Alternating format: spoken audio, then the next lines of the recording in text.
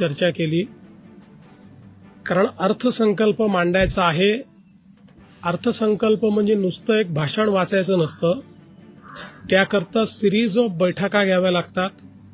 प्रत्येक विभागासोबत बैठक घ्यावी लागते. प्रत्येकाचा त्या ठिकाणी नियत वेळ ठरवावा लागतो.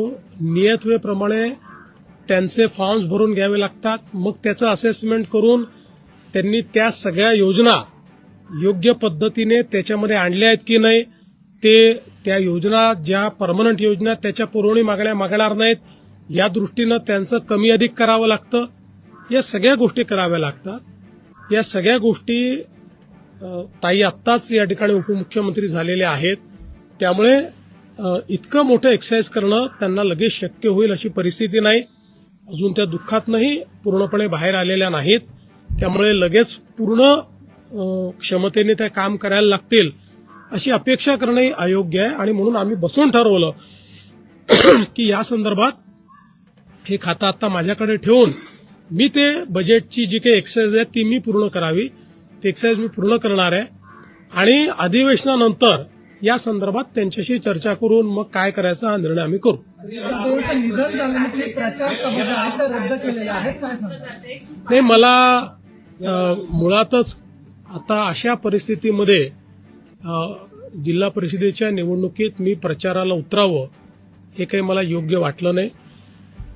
मला असं वाटतं की शेवटी निवडणुका येतात जातात आणि पक्ष देखील सक्षम आहे, पक्ष योग्य पद्धतीने त्या निवडणुका लढवेल. पण आता मी जाऊन त्या ठिकाणी जाहीर सभा करायच्या आणि त्याच्यामध्ये शेवटी काही राजकीय वक्तव्य देखील होतात. तर माझ्या सहकाऱ्यांची मी चर्चा केली, आमचे अध्यक्ष आहेत रवीजी, त्यांचीही चर्चा केली आणि सगळ्यांचं मत पडलं की माझा निर्णय योग्य आहे. मी त्या ठिकाणी प्रचाराला न जाणं हे योग्य आहे. मी सगळ्यांना एक आव्हान करीन की बाबा तुम्ही आमच्या भारतीय जनता पक्षाला किंवा महायुतीला मतदान करा. तेवढं त्याच्या पलीकडे मी काही प्रचाराला जाणार नाही.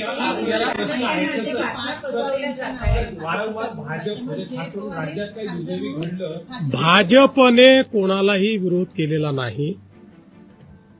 भाजपशी या संदर्भात चर्चाही झाली नाही. मी पुन्हा एकदा सांगतो की राष्ट्रवादी काँग्रेस पार्टी हा एक स्वतंत्र पक्ष आहे. त्यांच्यात कोणाला पद द्यायचं, कोणाला तिकीट द्यायचं, कोणाला नॉमिनेशन द्यायचं याचे निर्णय ते घेतात. ते निर्णय आम्ही घेत नाही. यापूर्वी तुम्ही पाहिलं असेल जेव्हापासून ते आमच्या सोबत आले, कोणाला खासदार करायचं, कोणाला आमदार करायचं, कोणाला अध्यक्ष करायचं, कोणाला सचिव करायचं, त्यांचे सगळे निर्णय हे त्यांनी घेतले आहेत. कोणाला मंत्री करायचं निर्णय त्यांनी घेतलेले आहेत. त्या निर्णयांमध्ये आमचं काही म्हणणंही नाही, आमचा काही सेई नाही. अजित पवारांचा अपघात ज्या विमानामुळे झाला त्या विमानाची जी कंपनी आहे ती युरोपात ब्लॅक लिस्टेड आहे.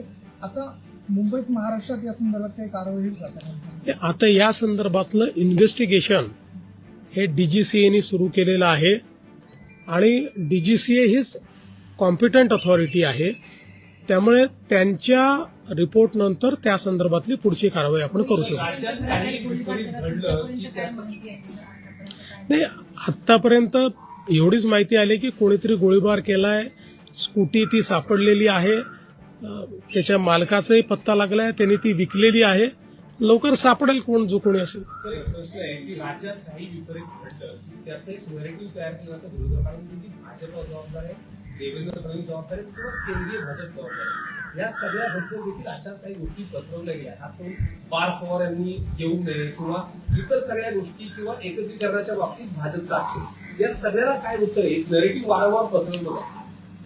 मी दोनच गोष्टी याच्यात सांगेन. खरं म्हणजे आता हे सगळं बोलायची वेळ नाही, पण दोनच गोष्टी सांगेन की समजा अजित पवार साहेब हे अशा प्रकारचं कुठल्याही एकत्रीकरणाची चर्चा जर करत होते तर ते कुठली चर्चा भाजपशी चर्चा केल्याशिवाय करतील का? त्यामुळे ते जर चर्चा करत असतील तर त्यांनी भाजपशी चर्चा केली असेल. ते करत नसतील तर वेगळी गोष्ट आहे. त्यामुळे मला असं वाटतं की पहिल्यांदा तर हे लक्षात घेतलं पाहिजे. पुन्हा एकदा सांगतो, चर्चा करायची नाही करायची, विलिनीकरण करायचं, सर्वस्वी 100% राष्ट्रवादी काँग्रेस पक्षाचं डोमेन आहे. हा आमची अपेक्षा एवढी असेल, कुठलाही निर्णय घेण्याच्या आधी त्यांनी आमच्याशी चर्चा एकदा करावी आणि ते करतातच आणि ते पुढेही करतील. त्यामुळे याही संदर्भात दुसरं, समजा अजित पवार साहेब अशा प्रकारच्या चर्चा करत होते तर ती चर्चा ते एनडीएतनं बाहेर पडण्याकरता करत होते का? ते का सरकारमधनं बाहेर पडणार होते का? त्यांनी तो स्पष्टपणे सरकारमध्ये ते स्टेबल होते. त्यामुळे रोज काहीतरी कन्फ्युजन तयार करायचं आणि मग आपली इकोसिस्टीम वापरून ते कन्फ्युजन इको करायचं, ही पद्धती अयोग्य आहे, ही योग्य नाही आहे. बघा, असं आहे, आत्ताच्या परिस्थितीत आम्हालाही राजकारण करायचं नाही, नाहीतर मी अनेक गोष्टी सांगू शकतो. काय घडलंय, काय घडतंय, मला सगळं दिसतंय. मी सगळ्या गोष्टींचा साक्षीदार आहे. आणि तुम्हाला सगळ्यांना माहिती आहे, माझे आणि अजितदादांचे जे संबंध होते त्यात जवळजवळ सगळ्या गोष्टी ते मला सांगायचे, माझ्याशी शेअर करायचे. त्यांचा दुर्दैवी मृत्यू झाला त्याच्या आदल्या दिवशी जवळपास 1 तासभर आम्ही दोघं गप्पा मारत बसलो होतो. त्यामुळे मला असं वाटतं की या बाबतीत शेवटी खालच्या स्तराचं राजकारण करणं योग्य नाही. त्यांच्या पक्षाने निर्णय घेतला. एक लक्षात ठेवा की आज 2 वेगवेगळे पक्ष झालेले आहेत. शरद पवार साहेबांचा पक्ष आहे, अजित पवार साहेबांचा पक्ष आहे. आता अजित पवार साहेबांच्या पक्षाने हा निर्णय घेतला की आमचं नेतृत्व हे सुनेत्राताईंनी करावं आणि त्यांनी हा निर्णय घेतला की सुनेत्राताईंनी नेतृत्व करण्याकरता शपथविधी करावा. त्यांनी सुनेत्राताईंना सांगितलं, सुनेत्राताईंनी त्या ठिकाणी तो शपथविधी केला. त्यामुळे हा निर्णय सर्वस्वी राष्ट्रवादी काँग्रेस पक्षाचा आहे. आमची पहिल्या दिवशीपासून एक भूमिका आहे की आमचे साथीदार कोण आहेत, तर राष्ट्रवादी काँग्रेस पक्ष, अजित पवार यांच्या नेतृत्वातला राष्ट्रवादी काँग्रेस पक्ष. त्यामुळे आमच्या साथीदारांनी जो निर्णय घेतला त्या निर्णयाच्या पाठीशी उभं राहणं ही आमची जबाबदारी आहे. ती जबाबदारी आम्ही कालही केली, आजही करू. शपथविधी झाला, त्याच्यावरती बरीच टीका होती की काही शपथविधी झाला किंवा राष्ट्रवादी पक्ष सुरक्षित ठेवण्यासाठी हा निर्णय घेण्यात आला. नक्की भीती कोणाची होती किंवा मग हा निर्णय नक्की का घ्यावा? मला असं वाटतं की याचं जे उत्तर आहे ते उत्तर हे राष्ट्रवादी काँग्रेस पक्ष देईल, कारण हा निर्णय त्यांचा आहे. आणि शेवटी शपथविधी कधी करावा, काय करावं, या संदर्भात तो पक्ष निर्णय घेत असतो. आता आपल्याला माहिती आहे की म्हणजे ज्यावेळी इंदिराजींची दुर्दैवी हत्या झाली, त्यांची म्हणजे अग्निसंस्काराच्या आधी त्यावेळेस काँग्रेस पक्षाने निर्णय घेतला की राजीवजींना प्रधानमंत्री केलं पाहिजे. त्यामुळे परिस्थितीनुसार त्या ठिकाणी ते पक्ष निर्णय घेत असतात. तशा पद्धतीचा निर्णय राष्ट्रवादी काँग्रेस पक्षाने घेतला. त्याच्यावर इतकी टीका जी काही केली जाते आणि ती सेक्शन ऑफ द सोसायटी, म्हणजे तुम्ही जर बघितलं तर टीका करणारे हँडल्स देखील जर आपण बघितले तर लक्षात येतं की टीका कुठल्या मानसिकतेतनं केली जाते. म्हणून मी म्हटलं की मला याच्या राजकारणात पडायची इच्छा नाहीये, नाहीतर मी त्याच्यावर पूर्ण डिसायफर करून देऊ शकतो तुम्हाला. 2 सवाल हैं आपसे. पहला तो आपने बिल्कुल एक आपसे सवाल करूंगा क्योंकि हमने कई देशों का FTA किया है हाल में, तो उसका इम्पैक्ट हमने बजाय देखा कि मैन्युफैक्चरिंग यूनिट खासतौर पे MSME और जो माइक्रो लेवल की महाराष्ट्र की भूमिका कितनी अहम हो जाएगी यहाँ पर, पहला सवाल मेरा. उसके बाद मुझे लगता है कि सबसे अहम भूमिका महाराष्ट्र की होगी, क्योंकि FTA के बाद विशेष रूप से जो सेक्टर्स है जिसमें महाराष्ट्र का मैन्युफैक्चरिंग प्रोवेस है, मसलन जेम्स एंड ज्वेलरी हम लीडर है, मसलन engineering services end engineering tools manufacturing में हम इसमें नंबर 1 है. टेक्सटाइल ये हमारा एक प्रकार से महाराष्ट्र का एक फोर्टे है. ऐसे कई क्षेत्र है कि जिन क्षेत्रों को सबसे बड़ा मार्केट 0 ड्यूटी का मिला है, वो सारे क्षेत्र महाराष्ट्र में है. इसलिए महाराष्ट्र को तो इसका फायदा मिलेगा ही.